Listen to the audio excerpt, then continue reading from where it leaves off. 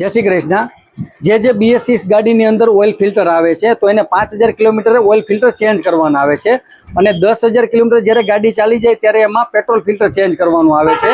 અને ખાસ મહત્વની વાત કે 15000 જ્યારે ગાડી ચાલી જાય ત્યારે એને ટોટલ બોડી સર્વિસ કરવી પડે છે। ટોટલ બોડીની અંદર TPS સેન્સર આવે છે, મેપ સેન્સર આવે છે અને IAT સેન્સર આવે છે અને ખાસ કે એમાં ઇન્જેક્ટર પણ આવે છે।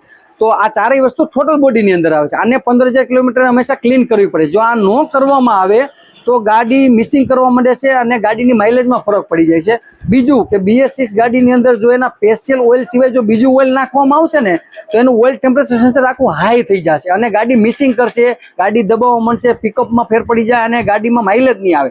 જેના હિસાબે ગાડી ધુમાડો કાઢશે અને સાયલેન્સરમાં પણ એક સેન્સર આવે છે જેનું નામ છે ઓક્સિજન સેન્સર, એ પણ ખરાબ થઈ જશે। તો BS6 ગાડીની અંદર હંમેશા જેન્યુઅન પાર્ટ્સ જ વાપરો, ઓરિજિનલ પાર્ટ્સ જ વાપરો, જેનું પરફેક્ટ રિઝલ્ટ મળશે।